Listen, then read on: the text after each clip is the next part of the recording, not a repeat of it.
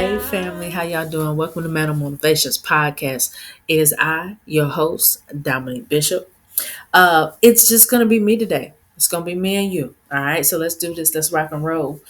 Before I get into the subject, which the subject for this particular podcast, I want to talk about obedience being better than sacrifice. And something that's been on my mind for a little while lately. If you all follow me, you saw that I posted a short video not too long ago. It was a couple of days ago, I think. I think it was Monday. I'm not sure. But I just said, hey, 5 simple words to live by. Obedience is better than sacrifice. So we're going to get into that. But first, before we get into that, I want to briefly express my gratitude to everyone who is watching, to everyone who has watched and who has been with me from the beginning. I believe I started this podcast journey in, I think it was June or July of earlier this year. So it's been a while, and this is episode 19. Believe it or not. After this, I'm gonna have one more episode. I'm doing my best to try to get my wife on here again for one last time for this season. This is going to be not this episode, but the next episode that I post is going to be the end of season 1.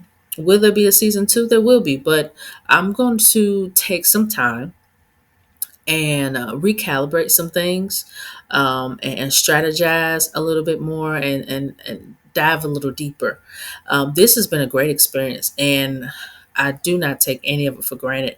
I'm so grateful to all of you all who have supported me, who've liked, subscribed, commented, shared, all of that. Hit me up in my text messages, phone calls, hit me up on social media, on the TikTok, the Instagram, the Facebook, all of that. And just been letting me know how appreciative you all are of me doing this. And special shout out to the guests that I have had on here. Of course, my very first guest was my wife.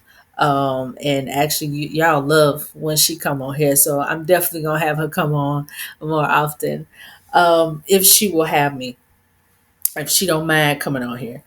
But yeah, we talked about it. She does like doing it as well from time to time. So I will get her back on here again. Let's see who else I have. I wrote down the names because I didn't want to forget anybody. Miss Shantina Lynet, thank you, ma'am, so much. She is also the voice that you all hear in the beginning and the ending of the podcast videos. Check that song out. It's called Automatic. Automatic. And she has other wonderful music out. You all need to go check her out and follow her on her Instagram.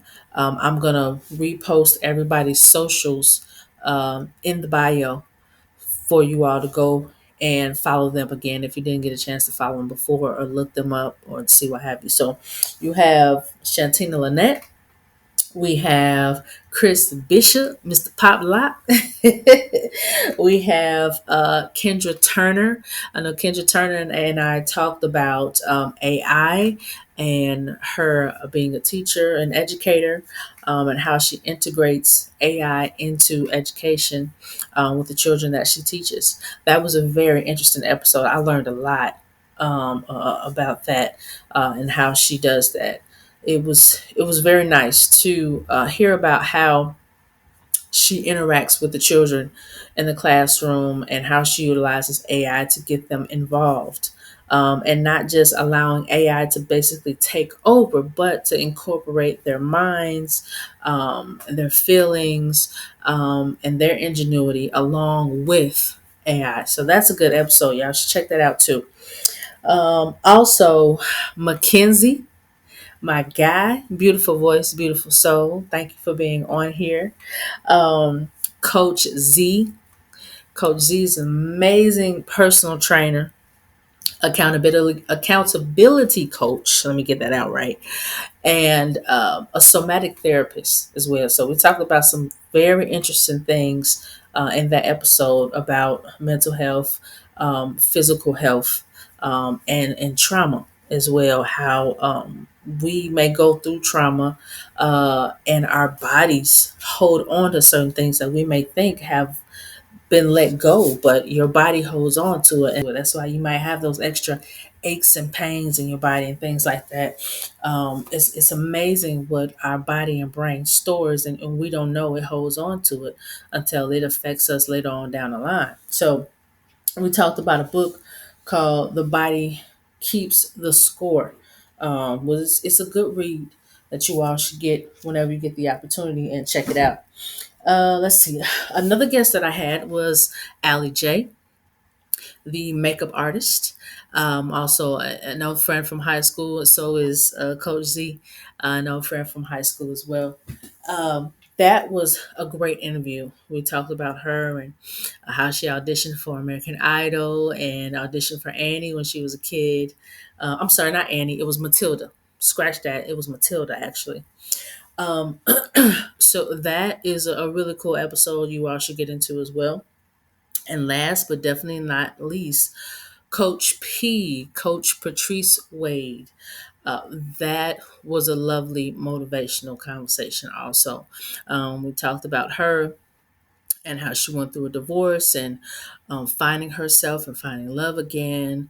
We talked about the power of letting go, uh, you know, releasing control over your things and handing those things over to God, and how in her doing that, she has been tremendously blessed. She also has a book that just recently came out called I Rise at Five. I advise you to go get it. It's a great book. Great book. Also, in that podcast, she talked about her morning routine, which led to her writing the book entitled I Rise at Five, where she speaks about aspire, Aspire. And each letter stands for something. I'm not going to tell you what it is because you got to get the book and you got to read it. But each letter stands for something that she advises that you do for 10 minutes at a time, and it ends up totaling to 60 minutes, an hour, right? And it includes a couple of things like meditation, things like that. So when you get the opportunity, get that book and read it. It's a good read. It's a fast read, and you'll enjoy it, and you will get a lot out of that book. All right, so thank you to all of my past guests who have come on the Mantle Motivations podcast. And I learned so much this season and gotten closer to the people that were the guests on my podcast. Again, I thank y'all so much. And to every all of the viewers, thank you so much for again participating. Um, like I said, I do plan on doing a season two, but I'm going to take my time and revamp and reorganize and get some things together. I do have a list of people that I'm be reaching out to. Some I already have reached out to who have gotten back to me and they're ready to do interviews. So this is a fun and exciting journey, and I'm glad you all are on a ride with me. So let's go ahead and let's get into the subject matter, which is obedience is better than sacrifice. So bear with me because I've got notes here. I'm not going to be before you guys too long. I sound like a preacher, don't I? That's because I am. But it's been a long time since I've been in the pulpit. But once a minister, always a minister, right? Can't help it. But yeah, so the base scripture actually comes from Samuel, and it comes from First Samuel, chapter 15, verse 22 and 23. But you can go back and read that at your leisure. So in this particular story, with the biblical background, talks about the story of King Saul. And King Saul had disobeyed a direct command from God but tried to make up for it with sacrifices. And the prophet Samuel had made it clear that God values obedience to his will more than outward displays of devotion, right? And also, another way that I think of obedience is better than sacrifice. And it's funny because my wife and I had this conversation and we were talking about it. And I feel that it is better to voluntarily sacrifice something up front, right? Than to not sacrifice something, disobey the will of God, and then in the end up sacrificing something anyway, but now it's involuntary. Now you have no choice. So I feel like it's better when you have a relationship with God. I feel like it's so much better to just obey, right? When He speaks, you listen. He tell you what to do, you do it, and it's always just Him talking to you too. He can talk to you through other people. He can talk to you through a song. He can talk to you through a scripture. He can talk to you through a podcast. Anything. But when you hear the word of God speak to you, when you hear His voice speak to you and tell you to do something, it's easier said than done. I will be real with you, because it does take some practice, right? Um, I believe that it's in our nature to be disobedient. Some of us are born with a nature of just being obedience, but a lot of us are born with a nature to be disobedient. We always want to do our own thing. The beautiful thing about the relationship that we have with God is that He gave human beings free will. So He's not going to force us to do anything. But we have to understand and recognize having free will is a big responsibility, right? It's a huge responsibility because it means you get to make your own choices. But when you're in tune spiritually, you understand that it's not about you making your own choices, but it's about you allowing God to be in your life to lead you and guide you to help you to make the right choices and right decisions in your life. Right? Right. So let's get into this a little bit more, right? So that's my background or overview for what obedience is better than sacrifice means to me. You might take it a different way. You might hear obedience is better than sacrifice and think of something completely different than what I'm even talking about, which is okay. But make it make sense to you. Pull from what I'm saying and apply it to you, apply it to your life, and make it make sense to you. So, with the example of King Saul and the prophet Samuel that we pulled from First Samuel, um, we stated that obedience shows true devotion and trust, right? While sacrifices can sometimes be used to cover up disobedience. We spoke just briefly about that earlier. I stated that. Um, so, so what does that mean exactly? Let's check church folk, and not just church folk, because it don't just have to be Christians. It can be anybody, somebody of the Muslim faith, somebody who's Jewish, what have you. But let's say you have somebody who is a busybody and they just do the work, right? And I say church folk because that's what I'm mostly familiar with. Go to church every Sunday, in church all day Sunday.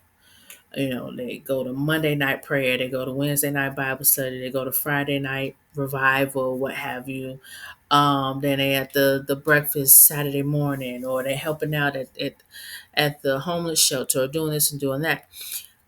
But sometimes people can be busybodies and their heart not be in it. They're just doing it to do, right? So that is what that means to me as far as your sacrifices sometimes are used to cover up disobedience. God may have told you to do something completely different. He didn't necessarily tell you to feed the homeless. Maybe he told you to do something else. But you out here doing this, being a busybody, because this is what y'all do every Saturday. But there's a tugging at your heart or pulling at your heart to do something else, right? And we have to be careful with that because Sometimes we get so busy and we get so stuck in things, and things can become routine to us. Things can just become habit to us. And it's like, okay, we're not really doing it out of the kindness of our hearts, or we're not really doing it because we love doing this. We're just doing it just because this is just something we do, right? So then now the work that we're doing is in vain. That's why I love that song from the Clark Sisters. Is my living in vain? I love that song because is what you're doing, the life that you're living, or the things that you're doing for God, or that you think you're doing for God, are those things in vain? Are those works in vain? They shouldn't be. That's why it's important to be in the vein of God's perfect will, right? That's why we're talking about obedience, because when you're in the vein of God's perfect will, you are in obedience and you're serving your purpose. You're on the path to fulfilling your destiny. And when you're in the right place, doing what you're supposed to be doing, you're able to have other people to help them along and fulfill their destiny. And that's why I'm grateful for this podcast, because I feel like, and I have heard from other people, that I have helped people with certain things in their lives, certain things that they have been battling with, because I decided to go ahead and stop being scared, right? I stopped sacrificing certain things and went ahead and decided to take that leap of faith and trust in God and obey Him and do this. And because I've done this, and because I've spoken out, and because I've interviewed people who's been able to drop gems and knowledge onto us, other people have been blessed by it. Other people have been helped. Other people have been encouraged. Other people have been empowered. So it's all about interconnectivity as well. People forget sometimes that when you're disobedient, you cause other things in other people's lives to be misaligned, because we all think it's just about us when it's not. It's about all of us, right? If we can get out of our minds and get out of ourselves and put ourselves aside and understand that what we do and how we live our life is not just for us, but it's for those around us, we will be tremendously blessed, and we can bless other people. I'm telling you, that's the way to go. So I'm not going to pretend and act like obedience is always the easiest thing to do. It's not, especially when fear is involved, especially when you have doubts. Like I said, you have doubts, you have fears, you have uncertainties. You're stepping onto a ground that you're completely unfamiliar with. But the thing about change is that it's supposed to be uncomfortable. If you're comfortable in life, I mean, like just comfortable, something's wrong. Something's wrong, because now it means you're stagnant and you're not growing. You know what it was like growing up. You know what it was like going through puberty. Let's think about that for a second. Going through puberty, some of us had it rough, some of us not so much. But going through puberty, male or female, your body was doing something crazy, right? You started getting taller. There were growth spurts involved. Sometimes you develop facial acne from all the hormonal changes. Your psyche was changing, your body was changing. There was so much changing, and there were growing pains going on through your puberty, to the point where you would probably look in the mirror and be like, not even recognize yourself, because your body has changed so much. Well, that was part of you growing up. Every human being that I know of, or medically is stated, goes through puberty. It's a part of life. It's almost like a life passage from childhood going into teenage years into adulthood, right? It's like a middle passage. It's like something we all have to go through. So think about that. Think about you when you went through puberty and the different changes your body went through, your psyche went through, the emotions you went through. A lot of that stuff was uncomfortable, right? But it was changing you into the person, leading you into the person that you are today. Even yet, and still, our bodies are still changing, right? I'm 39, and my body is not the same body that it was when I was 19.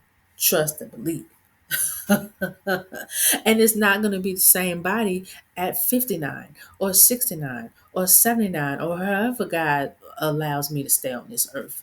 But our bodies continually change, we continually evolve, right?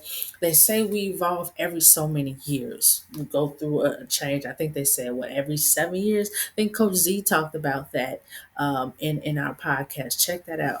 Well, she says we evolve ever so many years. Um, our psyche, our mental, our the way we think, like right now with me being 39, I know people call it a midlife crisis, like when you get to 40. I don't like calling it a midlife crisis because first off, I'm not in crisis in anything. If anything, I'm having an awakening. And then also I don't like the term midlife because saying midlife is at 40, that means you only expect me to live till 80. Well, I honestly plan on being here longer than that, hopefully. Thank you, Lord. But I don't like the term midlife crisis. But what I like to call it is an awakening, right? And that's what I'm going through right now. So there's something that has like switched in me mentally, physically, emotionally, spiritually. There has been a change in me and a shift, and even like my wife can see it, my friends can see it, certain people that know me have noticed a certain change about me, and even how I interact, even how I talk sometimes, or my not talking about my speech per se, but like how I utilize my words, being more positive about things. That's important. So it's all about changing, right? Changing is discomfort sometimes, but that's okay because you need discomfort. You need to ruffle up some feathers sometimes in order for you to spread your wings and fly. So getting back to obedience, I said all that to say obedience is a changing thing for us sometimes. Like I said before, that sometimes we are innately disobedient. So obedience sometimes is hard for some more so than others, especially when you enter in the area of the unknown and you're unsure. So in going through the challenging things of obedience, because again, sometimes when it's obedience, you're going through the unknown, right? Always remember and hold to yourself your core values, and that sticking to your core values is always going to be more important than just doing acts, or committing actions of things that are just hollow.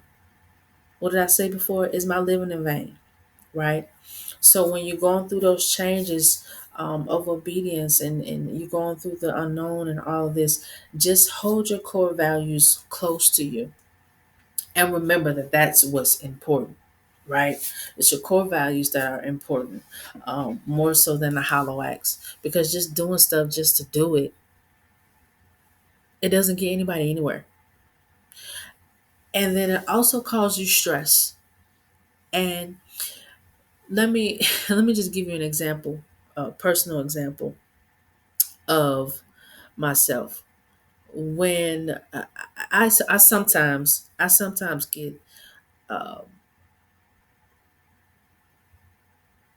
sometimes God, not sometimes, a lot of times God will speak to me and tell me to do something, and it might actually be an action, right? I remember there's this one gentleman. I was going home from work, and I was getting off of the interstate, and he was standing on the side of the road with a sign trying to get a hotel room. And I heard the Lord say, go to the gas station, give him $100. And I was like, okay. And this came right after I had been praying. I said, Lord, I want you to speak to me. I want you to tell me what to do. You know, if I need to turn right, tell me I need to turn right. If I need to turn left, tell me I need to turn left. Like, I truly wanted him. I desired him to speak to me. I wanted that relationship. So I believe this is, one of those instances where he was like, all right, I'm going to see what you want. Right. So he said, go to the gas station, get $100 out and give it to that man. And it felt like a weight on my shoulders. It was like, okay, I got to do this. So I went to the gas station, pulled out $100, right? I made a U-turn, went back around, saw the guy, met up with him. He came up to the car. So me thinking I'm trying to be slick, I gave the man $60. Why? I don't know. I thought I could get away with it. I gave him $60, and he was grateful. He was grateful. And I was like, God bless you, brother, And then I drove off and turned around, and I heard the voice in my head. I told you to give him 100, not what you gave him. I told you to give him $100.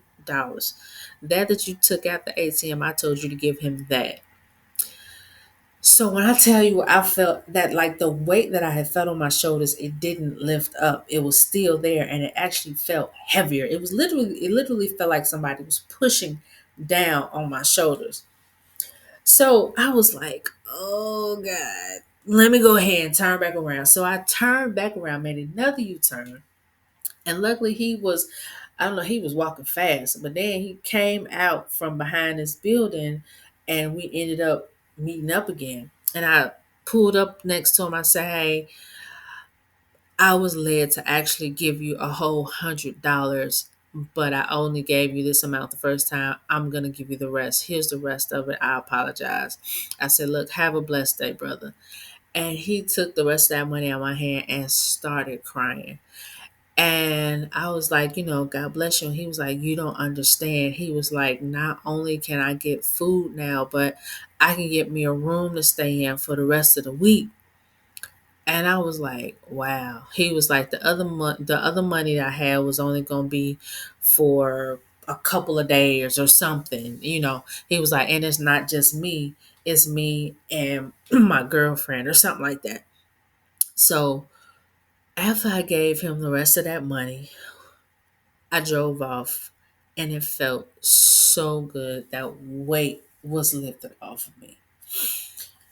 And for me, that's how it is for me. I don't know how it is for you all, but I will literally hear him speak to me and tell me to do something. And it feels like a weight sometimes. It's like a pressure. It's like, this is what I need you to do. So I need you to do it. And I cannot move forward. I can't go anywhere else, do anything else until I do that thing. And then I feel the weight lifted off me. It's like, okay, mission accomplished. Next. It's almost like levels, you know. And I feel like he's taking me higher and higher. He's I've been trusting him so much. And that's what obedience is all about. Obedience is about trusting God. People sometimes forget that obedience is about trusting God, right?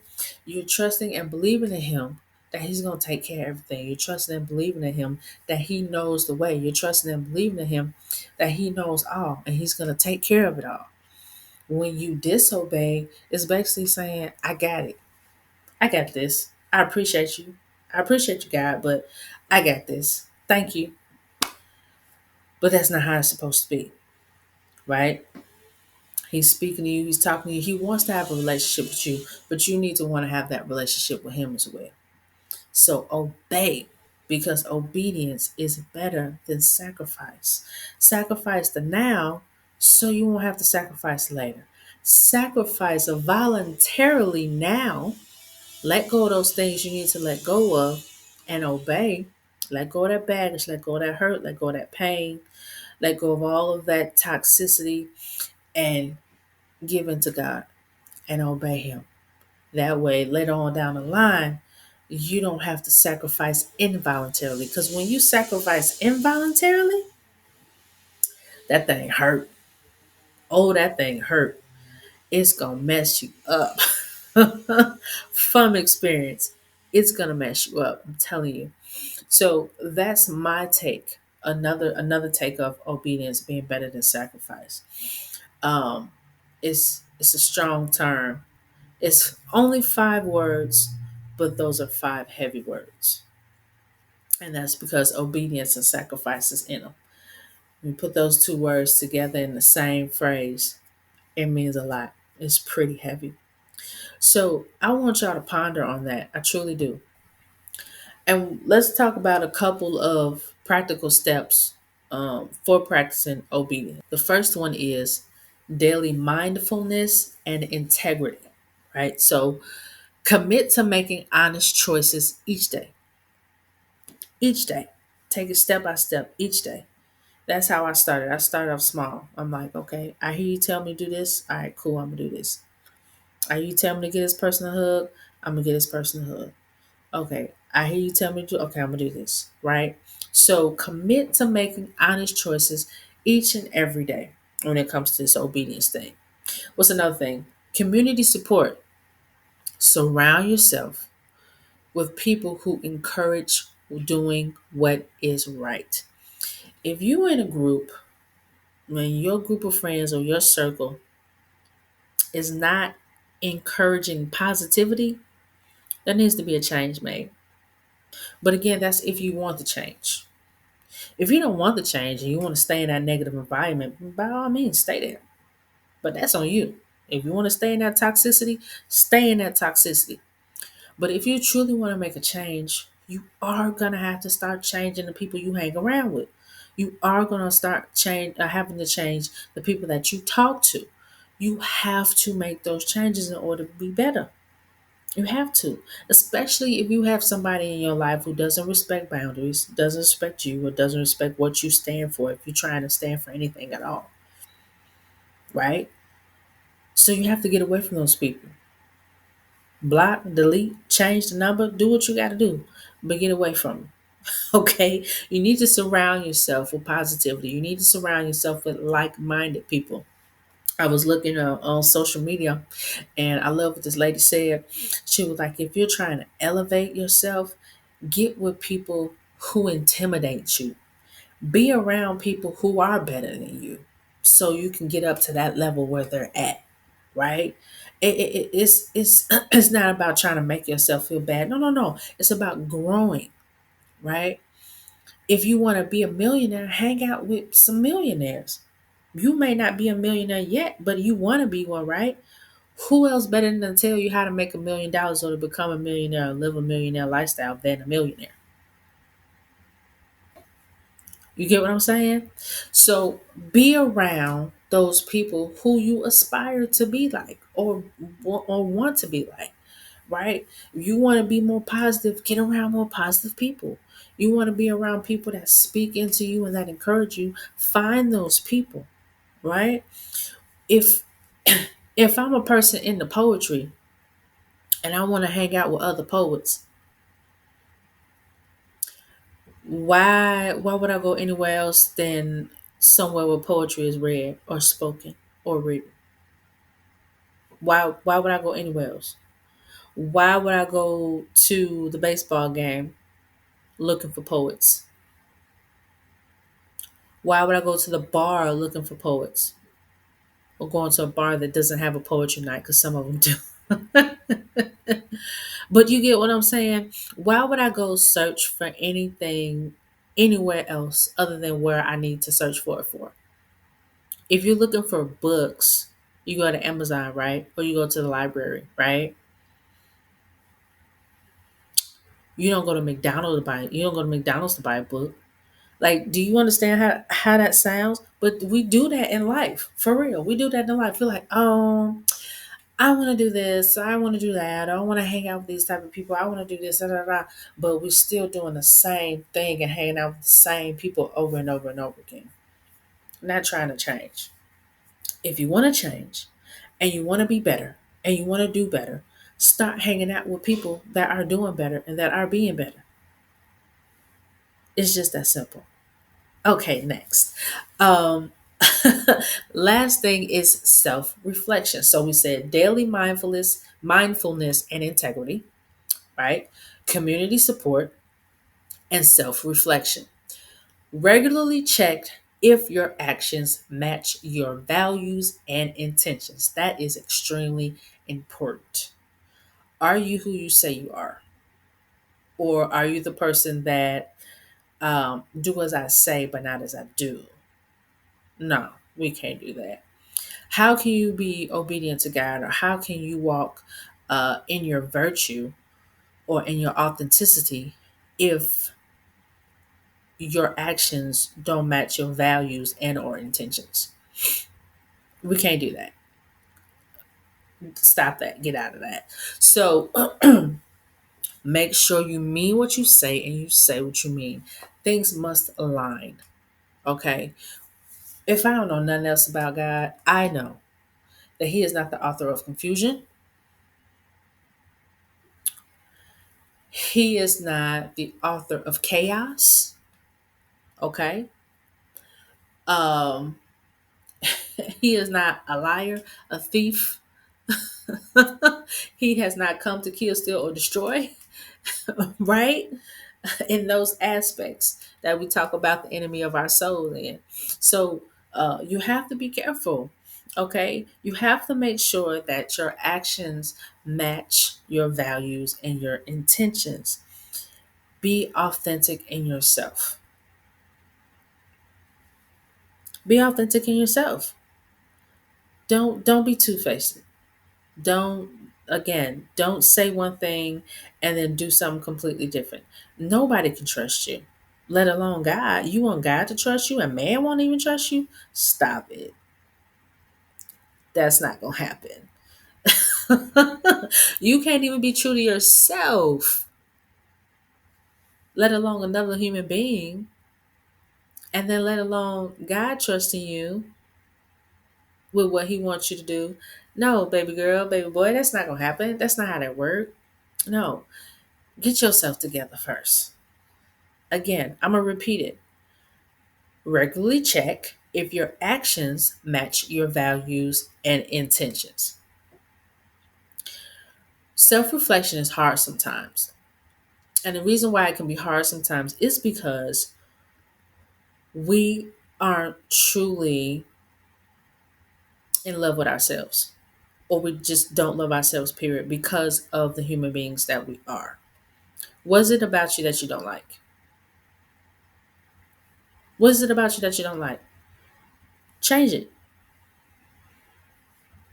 It's just simple as that. What is it about you that you don't like? Do you drink too much? Work on drinking. If it's so serious that you need to go to AA, go to AA. Change that. What is it about you that you don't like? You're a liar? Stop lying. Start telling truths.